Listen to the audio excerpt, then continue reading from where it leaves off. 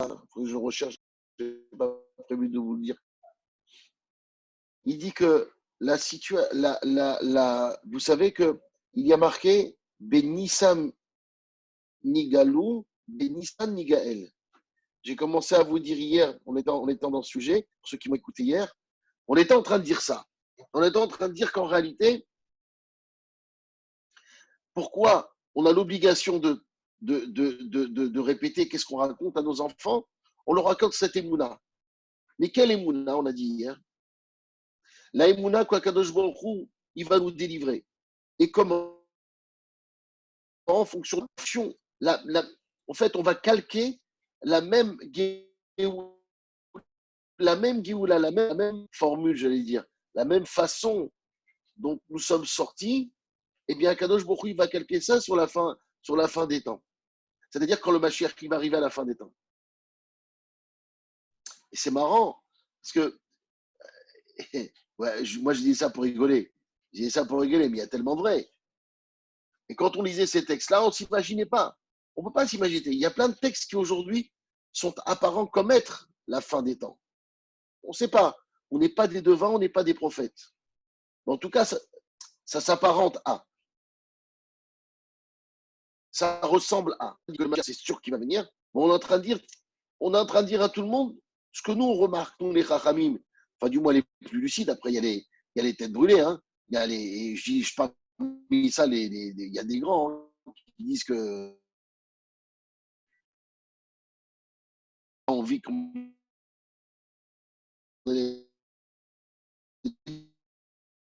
dire, penser à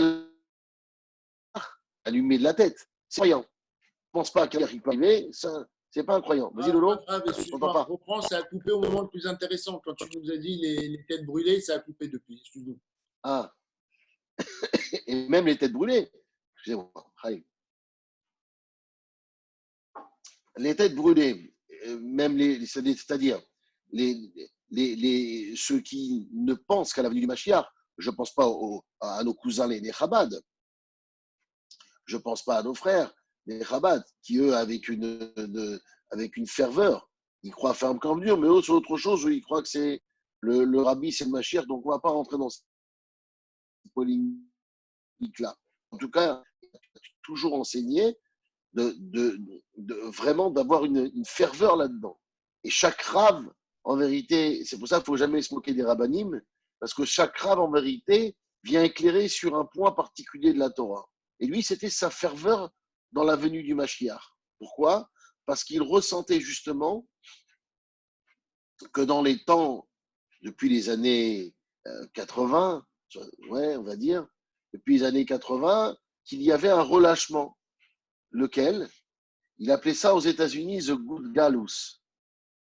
La, la, la, la bonne galoute. Je vis en fait dans une galoute, dans un exil savoureux. Ça veut dire l'exil en soi, c'est un châtiment. L'exil en soi, c'est qu'Akadosh Baruch Hu, il s'est retiré. Il s'est mis en exil. Et tout ce que fait Hachem, il nous donne toujours une parabole, j'allais dire matérielle, physique des choses. Pour comprendre qu'on est éloigné de la terre. Il faut qu'on comprenne que réellement c'est grave, il faut sortir. Il faut sortir un homme de son habitude. Parce que sinon, il s'habitue après. Tout ce qui disparaît, au fond, on s'habitue. La vie, elle est faite comme ça. Même d'un cher. Et heureusement que c'est comme ça, parce que sinon, on ne pourrait plus vivre. On voit bien on retrouve nos repères. Bien sûr qu'il manque. Mais on retrouve nos repères, alors qu'au début, on est complètement déstabilisé. On va se demander comment on va faire. Hachem, exactement la même chose avec nous. Et pour ne pas justement qu'on s'accoutume à cet exil-là, alors il est à l'extérieur de la terre d'Eretz Israël. Et peut-être le rabbi, sans vouloir citer, hein, c'est-à-dire que dans les textes, dans les Chachamim, ils ont vu que réellement, bien sûr qu'on se rapprochait de la fin des temps, mais pas seulement ça, c'est qu'on a vu qu'on était en train de savourer. Ça veut dire qu'on faisait en sorte que ce qui devait être on va dire, insupportable à nous, eh bien, devient savoureux. On kiffe, on est bien. C'est-à-dire que tu dis à un type, tu sais, ma chère qui va venir, on dit, mais qu'est-ce qu'on va faire quand ma chère va arriver? Bon,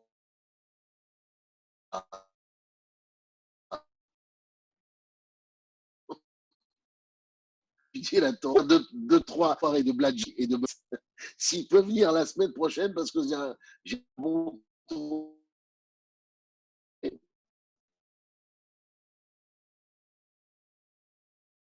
Attendez, vous m'entendez plus? Allô? Allô, allô? Qu'est-ce qui se passe? Je dois être...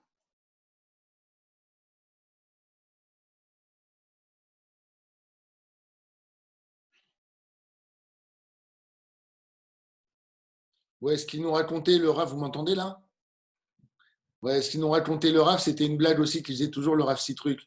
Il disait les Juifs, ils disent qu'ils attendent le Mashiach, mais si on leur dit il arrive ce soir, tout le monde va dire ce soir ça m'arrange pas trop parce que j'avais des trucs prévus ce week-end.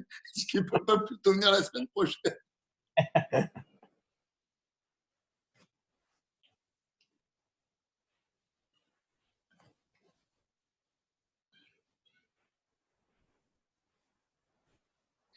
Très belle histoire, mon Daf. Non, mais c'est vrai, ça fait rep, non? On n'a rien entendu. On t'a pas frère. entendu. On t'a Je pas entendu. propose micro et caméra pour tout le monde. J'ai- Et les Chaim. Je me suis permis de dire, c'est vrai qu'on ressent là qu'on est proche du Mashiach. Et je trouve que c'est de plus en plus difficile. Plus tu te rapproches de Mashiach que de demander la venue de Mashiach. C'est très lâche, mais moi, en tous les cas, c'est très difficile. Ouais, c'est ça. Ça a été de retour, Rav, ça marche? On t'entend? Ouais, en vérité, je crois que c'est mon Wi-Fi qui a un problème, donc je suis passé en 4G. Rav, Rav, allez, on coupe les micros. Voilà. Rav, on est en train de.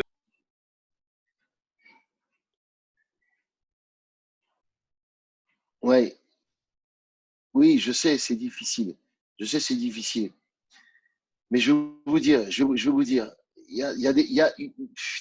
fou. Il y a une chanson qui me revient de Yaakov Shweki, je ne sais pas s'il y a des fans, mais enfin, je vais vous l'envoyer, elle est incroyable. Cette chanson, je sais pas, on l'a chantée avec mes enfants, on kiffait le Shabbat, donc on aime beaucoup cette chanson. En Israël, Nigalim, Lomitoch Hatzahar, Velomitoch Haterouf, Elamitoch, Asara, Bnei Adam, Shem Yoshvim. Je vous l'enverrai après. Elle est sublime, j'adore, elle est très très belle mélodie. Je voulais la traduire. Le En Israël Nigalim, le peuple d'Israël n'est délivré jamais dans la souffrance, ni dans la pression, Adam, à travers 10 personnes qui s'assoient pour étudier ou pour prier. Un texte, c'est un midrash. C'est un midrash. C'est fou comme ça ressemble. On n'a pas le droit en Eretz Israël, ils n'ont pas le droit de se réunir, ils ont autorisé. Nous, on nous a interdit, parce qu'il y a encore des Hawef, nous les Français, on fait très attention, on n'est pas réglo. En Eretz Israël, ils ont mis des flics qui font attention qu'il n'y ait personne qui dépasse les 10. Donc, Dov, il m'a dit qu'ils ont fait aujourd'hui toutes les batailles qui sont à l'extérieur.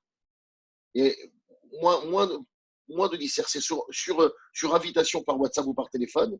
Tu dois être dans le sur invitation. Tu peux venir dans un bataille que si tu es invité. Et tu n'as pas dépassé les 10. C'est dingue. C'est fou que ce texte-là, il nous dit qu'en vérité, qu'à la fin des temps, on va être 10. C'est quoi? Qui aurait pu croire? Il n'y a pas 10. Où il y a 10? On est 30, on est 40, on est 100, on est 200, on est 300. Qui aurait pu croire? Alors, encore une fois, j'ai dit, ça ressemble. Le Machiar sur un âne. Et moi, je rigolais. Je dis, il n'y a plus d'avion. C'est normal qu'il vienne en âne. Ça en train de voir qu'il y a des choses. Il y a des choses qui nous paraissent un peu incroyables, mais qui vont se réaliser. Alors,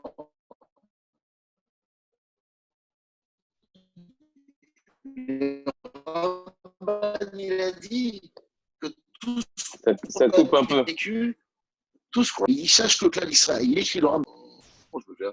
On t'entend pas, hein? David Selam, enlève les lunettes, on tourne pas un clip, Baba. Hein. Alors, Lolo, je sais pas, il faut refaire une autre direction. Il faut recréer un autre truc. Il n'y a que comme ça Là, que ça ça marche. marche. Là, ça marche. Là, ça marche? Ouais. Ok, bon, je vais mettre comme ça. Donc, ce que je voulais vous dire, mes chers amis, à quelques heures de l'entrée de Shabbat, c'est que c'est incroyable. L'autre, je lui ai dit, j'ai envoyé ce soir Shabbat, bon, préparez-vous pour l'entrée de la fête. Mais tu m'as dit, j'ai l'impression de ne pas être sorti de Shabbat depuis 3 semaines. Il dit que j'avais 3 semaines, je fais Shabbat. C'est-à-dire que réellement, qu'est-ce qu'on prie? On prie, c'est ce qu'on prie tout le temps. Yom Shekulo Shabbat. On prie d'un monde où en vérité ce sera que Shabbat. C'est quoi que Shabbat? Là, qui c'est? C'est kiffer sans s'occuper du matériel. C'est-à-dire que tout est prêt. Ce que tu as acheté avant Shabbat, tu l'as. Kol Mishetarar Beshabbat, Yuchal Beshabbat.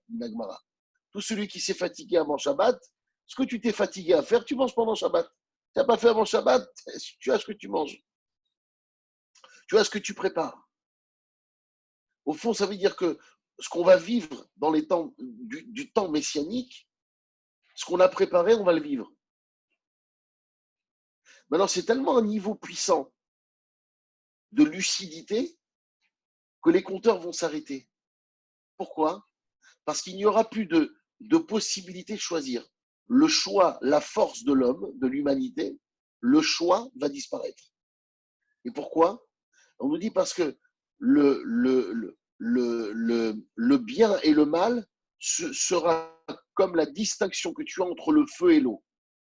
Comme ça dit le Navi, Ishayahu. Le prophète Isaïe, il a dit, la distinction au moment du Mashiach entre le vrai et le faux sera aussi limpide que le feu et l'eau. C'est quoi aussi limpide? Elle a dit aussi limpide que pour un enfant, en vérité, il dit. Pourquoi un enfant? Il y a un enfant, il comprend que le feu, il s'en éloigne. Tu l'approches, tac, même d'une allumette, il s'en éloigne, ça chauffe. Et de l'eau, il joue avec. Il veut toujours jouer avec de l'eau, il se met dans les flaques d'eau, il se met. L'eau, il n'en a pas peur. Qui lui a appris? Il le ressent. C'est-à-dire qu'on va arriver à un niveau où ça. Et c'est pour ça que les rabbinim, c'est pour ça que nos rabbinim, c'est pour ça que nos textes, ils sont tellement, je vais employer le mot, pardon, mais alarmistes. C'est-à-dire que ça qui crie au clan d'Israël, il dit dépêchez-vous, faites tes chouvas. Pourquoi? Parce on pourra plus choisir. Bien, ben, c'est pas grave, on pourra plus choisir, tant mieux. Il dit ouais, mais il faudra choisir avant. Ça, tu ne peux plus choisir après. Tu ne peux plus changer tes cartes. Le jeu que tu vas avoir en main, c'est le jeu que tu vas garder. Alors, Et alors, c'est pas grave. C'est pas grave. Et oui, mais le problème, c'est que. Raph, c'est mon père qui nous a rejoint. Il connaît salut, pas. salut. Bah, Je m'excuse d'interrompre notre rabbin, Salut, la classe. Comment ça va tous? Mets-nous ta caméra, papa. Que Dieu te bénisse. Comment je fais? Comment je fais Il pour va la te faire, caméra? Lolo. Lolo, il va te faire. Et après, on vous laisse reprendre. D'accord, c'est demandé de demander. OK. Accéder à appareil photo, OK. Super. Ah, Dis-moi voilà. que tu es à Yafo. Alors, on est à Yafo et on n'est pas dans de mauvaises conditions, à la grâce de Dieu. Parce que, franchement, ce sont des petites choses par rapport à ce que les gens subissent. Alors, on a la possibilité de se retrouver, même pas en vidéo. On peut parler, on peut voir des choses, on peut lire, on n'est pas dans un enfermement. Il ne faut pas croire. Tu parles d'Israël. Je parle d'Israël et je parle de ce coronavirus qui va mettre un petit peu les choses en place, peut-être pour une grande partie des hommes dans le monde. Remettre un peu les choses en place. En 3 semaines de temps, la Terre s'est purifiée. Il n'y a plus d'effet de serre, il n'y a plus de machin. Tu as vu, même à Venise, l'eau du canal est claire. Je pense qu'il n'y a pas de hasard. Comment ça va, vous? La famille va bien? Grâce à Dieu, tout le monde va bien, grâce à Dieu. Baruch Hashem. On On est tous écoute des contents de bonnes te voir. nouvelles pour tous. Amen, amen, qu'Hachem nous protège. On a fait une belle bracha pour tout le monde avant d'entamer ce Super. shiur-là. On a fait une Merci. bracha d'abord pour qu'ils guérissent nos malades, parce que Absolument. la liste s'allonge malheureusement. Donc, Akadosh Baruch Hu. Deuxièmement, on a prié pour que nos anciens ne tombent pas malades et que nous-mêmes on ne tombe pas malades. Et que Hachem, il enlève cette maguefa, cette épidémie, qu'il la Si Dieu retire, veut. qu'il ait pitié de nous. Qu'il ait pitié de nous. Si Dieu veut, Et- si Dieu veut. Alors, tu sais, mais c'est vrai, véritablement, hier, j'écoutais un rave, il y avait des spédimes hier soir d'un grand rave qui nous a quittés, du rave Ramou, Messon Ramou. Oui. C'est un très, très grand rave, mon père, vraiment un grand rempart, un homme qui savait honorer la Torah, qui savait honorer tous les rabbinim. Je le recevais chez moi dans ma choule, parce que j'ai Oui. deux de ses enfants dans ma synagogue. Oui. Il faut voir le kavod qu'il me faisait. Mais je lui dis, Rav, je lui dis, quand vous êtes là, je me tais. Il m'a dit, si tu ne parles pas, je m'en vais. Je ne prie pas chez toi. Il ne voulait pas parler. Il m'a dit, c'est toi le Rav Bravo. ici, c'est toi qui parles. Je lui dis, mais Rav, je veux écouter, on veut écouter moi, je veux écouter votre parole. Il lui a dit, non, Bien il m'a sûr. dit, non, c'est toi qui parles. J'avais honte de parler. J'avais honte de parler devant une sommité, un homme qui connaît la Torah à l'endroit, à l'envers. J'avais honte de citer, de citer. J'avais honte, j'avais peur de dire une erreur. Il faut voir comment c'est, quelle sommité c'est ce rave. Quel cavode il donnait aux autres. C'est pas un Ce sont- rave comme ça Ce écrasant. sont les. Tu sais qui il y en a qui disent chez les Marocains, Oui. c'est écrasant, je connais tout bien. Au contraire, il rasait les murs. Quand la tfila, on l'attendait, il me dit ne m'attends pas dans la tfila. Parce qu'il était, il était, Baruch Hashem, il prenait son temps, mais ne m'attends pas. Je dis, mais on ne peut pas faire ça. Il dit, je ne veux pas. C'est phénoménal. Oui. Et quand Ce sont. j'écoutais un rave, il a posé une question suivante, si tu me permets. Il a posé une question. Il a dit, mais il pleurait, il s'appelle le Rav Brandt. Oui. Et il dit, mais qu'est-ce qu'on a fait de mal? Qu'est-ce qu'on a fait de si mal, nous, cette génération? Qu'est-ce qu'on a fait? Qu'est-ce qu'on a, ce dehors? Qu'est-ce qu'on a? Quoi, avant, les gens avant nous, ils ne faisaient pas des avérotes. Il n'y avait pas la débauche. Pourquoi Pina, ça vient d'exister? Pourquoi les boîtes de nuit, ça vient d'exister? Pourquoi la drogue, ça vient de ça maintenant? Qu'est-ce qu'il y a en plus réellement? Qu'est-ce qu'il y a en plus par rapport aux générations? Mais je ne te parle pas de génération il y a 50 ans, il y a un siècle. Pourquoi Non, les gens non. étaient purs à l'époque tous? Qu'est-ce qui a réellement changé pour qu'on mérite ça? Qu'est-ce qui se passe dans le monde? Et comment ça se fait que le monde entier est touché? Qu'est-ce qu'il y a? Qu'est-ce qu'il y a en plus? Il pleurait. Il dit, mais qu'est-ce qu'on a fait de plus? Qu'est-ce qu'Hachem, pourquoi Hachem est tellement fâché contre les hommes? Il est fâché Hachem contre nous. Mais qu'est-ce qu'on a fait pour qu'il soit fâché contre nous? Qu'est-ce qu'on a fait? Alors c'est vrai que celui qui ne respecte pas les principaux principales ordonnances d'Hachem, bon, mais même à l'époque aussi, il y avait des gens qui faisaient des avérotes. Il y avait des gens qui ne respectaient pas le Shabbat. Il y avait des gens qui ne mangeaient pas kasher. Il y avait des gens qui trompaient leurs femmes. Il y avait des femmes qui n'allaient pas au mikvé. Et pourtant, Hachem, il n'a pas arrêté le monde entier. Il a envoyé des épidémies. C'était un endroit. Voilà, on a eu à Tunis, à Yitro, il y a 2 siècles. Il y a eu la peste il y a 5 siècles, 6 siècles. Mais qu'est-ce qu'on a fait qu'Hachem soit en fâche pour nous? Qu'est-ce qu'on peut imaginer? Rav, est-ce que je peux poser une Vous question savez pourquoi? ou faire un commentaire? Mais tu sais, j'ai posé une question. J'aurais préféré que tu me dises j'ai une réponse. Ah, Mais moi, si tu j'ai une veux faire le réponse, juif alors j'ai une et réponse. répondre par une question, avec plaisir. Taïch, bracha, J'ai vas-y. une réponse, mais je ne suis pas sûr de ma réponse. Mais il y a quelque Ben, chose c'est qui pas m'a grave, enfin. interpellé. Il y a quelque chose qui m'a interpellé. À chaque fois qu'on a fait ça, on a toujours fait ça en pensant du côté égyptien.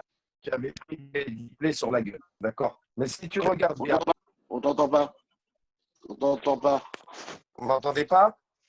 Pourtant, mon micro, il est désactivé. Ah, c'est bon. Normalement, il est activé. Vas-y. Ouais, je disais, on a toujours fait Pessar. On a toujours fait Pessar en pensant du côté des Égyptiens, entre guillemets. On a regardé les Égyptiens prendre les 10 plaies sur la tête. Mais je crois qu'il faut regarder les 10 plaies différemment. Il faut regarder les 10 plaies différemment dans le sens où les 10 plaies, on était hébreux et on était en esclavage en Égypte. Et les 10 plaies, on les a pris nous aussi sur la tête. Mais au final, on a pris les 10 plaies sur la tête comme les Égyptiens, mais Hachem, il ne nous a pas abandonnés puisqu'il nous a fait sortir et il nous a donné Israël. Et je crois que c'est comme ça qu'il faut Non, mais prendre le Mechila, il y a une coronavirus. erreur. Il y a une erreur. Mechila. Non. C'est faux. Ah, vas-y, moi alors. Mechila, non. Les Béné Israël n'ont jamais reçu une seule maca. Les Béné Israël, Oui, mais on ils était l'ont vu. spectateurs. On n'a jamais rien reçu. Ah, Oui, ils on ont l'a été vu, on épargnés. l'a pas subi. Ils ont été épargnés. Ah, Ils ont été d'accord. épargnés. Ça va. Ils c'est ont bon. été épargnés. D'accord. Et comme ils ont été épargnés, Hachem, il a été miséricorde et il a été bon. On peut considérer qu'après le coronavirus, ça sera la même chose pour nous. Donc, il faut garder la Emouna et le Bitachon en Hachem. Ah, d'accord. Mais là aujourd'hui, l'état de fait et qu'aujourd'hui, la communauté juive, je disais hier, tu n'étais pas là, je racontais à mes amis pourquoi j'étais un petit peu affolé, j'étais un petit peu. Et ça m'a pris, j'ai fait une lévaïa, bon, normal, mais bon, ça rien de particulier, mais j'ai eu le pompe funèbre, qui est un ami à moi, qui m'a dit sur 20 décès qu'il fait par jour, enfin, il en fait plus que ça même, mais il m'a dit sur 20 décès, 19, c'est des juifs. Je sais. Tu entends ce que je te dis? Sur 20 décès, malheureusement. 19, c'est la communauté. C'est de la folie. Et donc, c'est ça qui est inquiétant, c'est que c'est ça, pourquoi la communauté n'est pas épargnée? Comment ça se fait que le cas d'Israël, il n'est pas épargné? C'est que nous, on a fait quelque chose qu'on ne devait pas. Alors, moi, je pense à l'humanité. Vous savez, il faut qu'on pense à quelque chose. Or, n'oubliez jamais, selon ma règle, que nous sommes toujours le rave de quelqu'un, mais on est toujours quelqu'un. Enfin, essayons de l'être au moins. Et quand les goïms autour de nous partent en cacahuète, Hachem, il nous demande toujours de les rappeler à l'ordre. Et il y a une chose qui n'a jamais existé dans le monde. Or, vous savez que la première mitzvah universelle qui est marquée dans la Torah, c'est laquelle? J'attends une réponse. Quelle est la première mitzvah universelle? Pas des juifs. Juifs, nous, la première mitzvah qu'Hachem nous a donnée, c'est vous contrez les mois. Nechaïm. Quelle est la mitzvah universelle qui a été ordonnée au monde entier? La première. Tu parles avant le déluge ou après le déluge? Ah ouais? Je suis précis. Quelle est la première dictée par la Torah? Quelle est la première mitzvah universelle dictée par la Torah? C'est pas fructifier. Tu ne tueras pas. Le Shabbat. De garder la terre et de la faire travailler à Adam.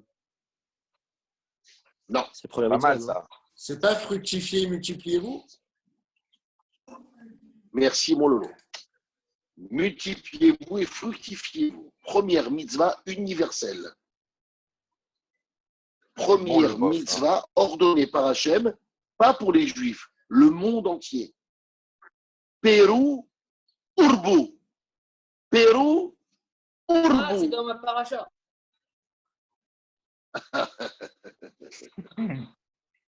En plus.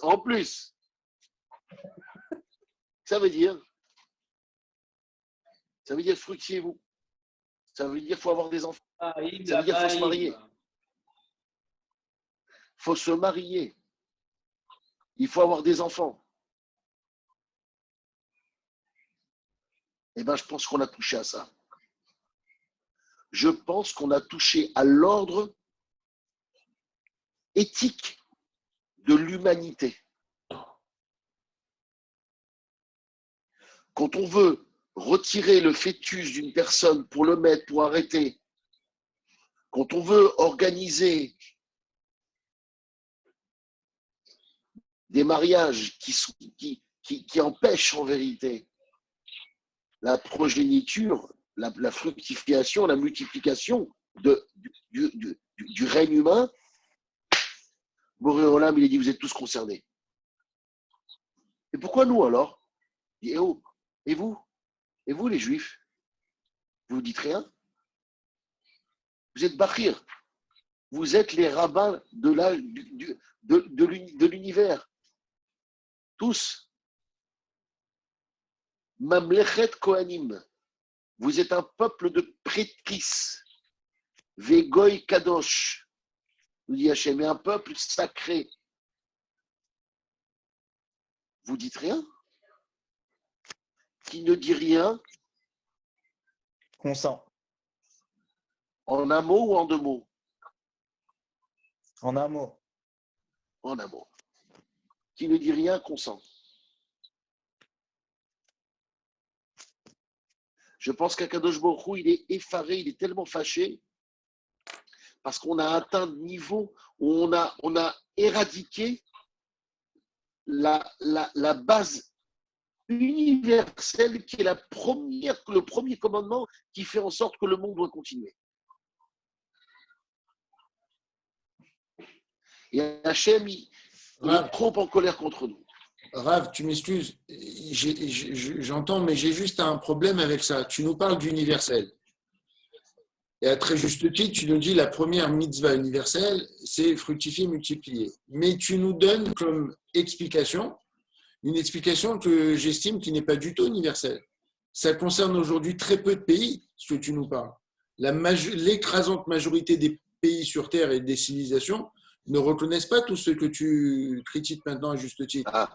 Les mariages et tout. C'est toi. Je ne critique pas. Ou que tu notes. Oui, d'accord. Moi, ce n'est pas le terme critiquer dans le sens voilà. que tu notes. Mais je veux dire, ce n'est pas universel. Il y a 5 pays dans le monde qui reconnaissent ça. L'écrasante majorité de la planète ne reconnaît pas ces mariages bizarres et ces trucs. Donc, tu vois, je me dis, tu nous parles de l'universel, mais tu nous parles après de spécifique. D'accord, mais il faut avouer. Bien sûr qu'elle ne reconnaît pas, encore heureux.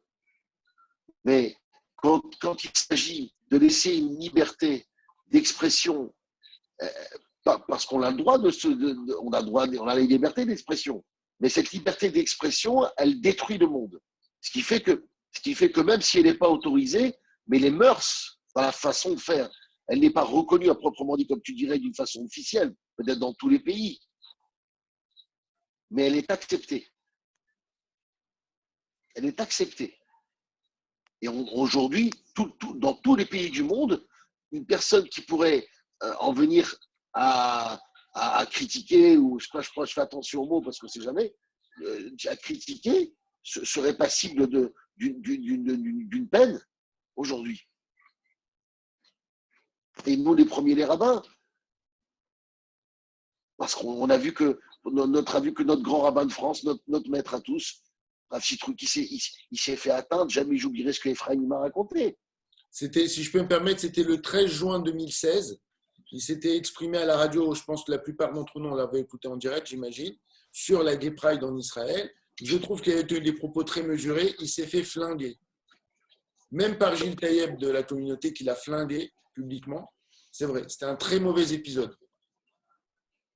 Et le pauvre, et je me rappelle encore, j'étudiais avec Ephraim à cette époque-là. Non, pardon, excusez-moi, j'ai dit une bêtise. Il me l'a dit après, puisqu'on a étudié après. Juste après, il étudiait avec moi, après sa petite rame. Il a étudié, son fils a étudié avec lui, il m'a demandé d'étudier avec lui à Créteil. Et il m'a raconté, il m'a dit, je vais te dire, il m'a dit, 2 semaines avant, il s'est fait convoquer par le magistrat et par le préfet de police de Paris. Pourquoi? Parce qu'il pour ses propos, pour l'écouter. C'est parti jusqu'à pratiquement les hautes autorités voulaient le. Et heureusement, il a dit mon père n'est pas disponible, il est trop souffrant pour pouvoir accepter une audience ou une. On veut faire. Même pourquoi? Parce qu'on a peur, on nous fait peur. C'est-à-dire on peut même pas dire clairement, même moi, je mesure mes mots et je fais attention. Voilà. Pourquoi? Parce qu'on nous fait peur, on dit, mais il faut réveiller le monde. Il faut réveiller le monde. Multipliez-vous, fructifiez-vous, c'est la base. Mais alors le Mashiach, il va arriver. Et le Mashiach, il va arriver. Mais le Mashiach, il va arriver, Bezrat Hashem. Et voilà ce qu'on vit. On vit une épuration. On vit une épuration extraordinaire. Et comme je disais tout à l'heure, que tout est comme tu nous as dit, tout ce qui est épuration, tout ce qu'on voit dans le monde, c'est ce qui se passe sur la vie. La vie, l'époque que nous allons vivre, elle est à l'image de ce que nous voyons autour de nous. La pureté de l'air, la pureté de l'eau. Tout ça, c'est un moyen qu'Hachem nous montre en vérité qui veut épurer le monde. Pour vivre un monde réellement chez Kulo Shabbat, c'est un monde de vérité. Alors c'est ça qu'on dit. On va rentrer ce soir dans les Chadodi, on va rentrer dans un monde complètement à part, dans une bulle. Cette bulle de Shabbat, qui est en vérité revenir justement à sa source. Donner un temps à Hachem. Un temps consacré complètement au Kulo Hachem. Et qu'est-ce qu'on va dire? It oreri, qui va horer, kumiori. Comment on dira aussi? On dira afar kumi, et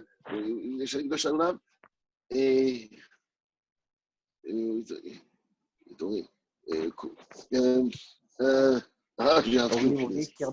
Comment? Oui, l'afar. Comment c'est marqué l'afar? Shir Daberi. Comment c'est marqué? l'afar Koumi chez Daberi. Comment c'est marqué? L'afar Koumi chez Daberi, non?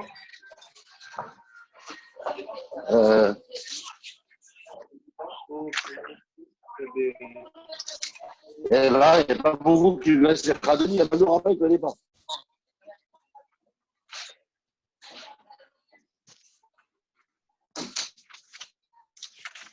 Alors, si vous voulez, peut-être on peut se rappeler pour faire un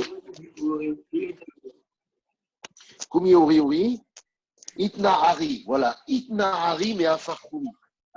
Itna Hari, mais Afar Kumi. Qu'est-ce qu'on dit à Hachem?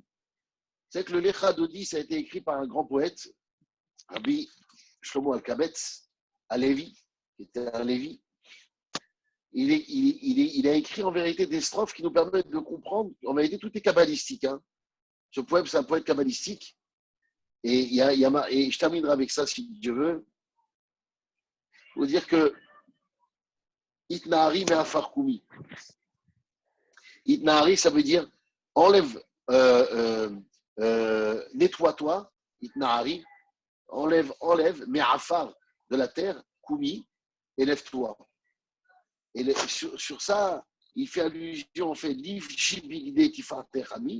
porte alors l'habit bigdé tifarter de splendeur de mon peuple, c'est lequel? Celui du Shabbat. Aliédé ben Ishaï, Aliad ben Ishaï, Bet alachmi, le maison du pain.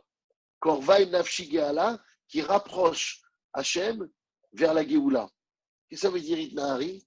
La Gemara, elle dit, comme une poule qui est tombée dans la boue. Si tu veux la nettoyer, et tu prends une plume par plume, tu vas mettre des heures et des heures. Si elle fait avec ses ailes comme ça, elle bouge par elle-même, en une minute, elle est propre, dans la poussière. Ça veut dire que c'est plus facile pour nous de se nettoyer que si on veut nous nettoyer. Si on décide tout simplement de rentrer dans une ère de Shabbat, c'est-à-dire d'un moment où on va se concentrer sur la présence d'Hachem dans le monde, se concentrer sur ça, se concentrer sur notre famille. Alors, Kadosh Bokhu, il dit quoi? Il dit Karvan Nafshi Geala. Kadosh Bokhu, il va nous faire vivre la Géoula. Donc, Bezrat Hachem, le moment qu'on va vivre là maintenant, les moments de Shabbat, c'est un moment extraordinaire qui nous rapproche de la Géoula. Il n'y a pas mieux que Shabbat pour nous rapprocher de la Géoula. Si tout le clan d'Israël réussit à faire un Shabbat, Miyad Migalim, Miyad, immédiatement ils sont libérés. Alors faisons partie de cette chaîne qui fait en sorte que ce Shabbat, ce soit la fin qu'Hachem il envoie la Géoula et qui décide, qui dit stop à l'épidémie. Amen. Et bien, Ezrat Amen. Hachem, on va vivre ce moment extraordinaire de Géoula tous ensemble. Amen. Voilà. Les Echadodi, li Echadkala, Bebe Shabbat, Kabela, Shavon Vezavon, Ishme'anu Elameinu, Adonai Echad, Ushmo Echad, Leshem Velitila Adoni Adoni, Shabbat Kabela Shavon Vezavon Ishme'anu Elameinu Adonai Echad Ushmo Echad, Leshem Tiferet Velitila Adoni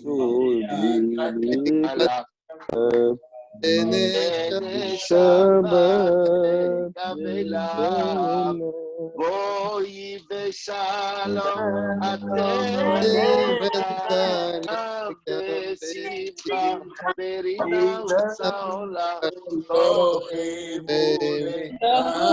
Am Segula Boi Kala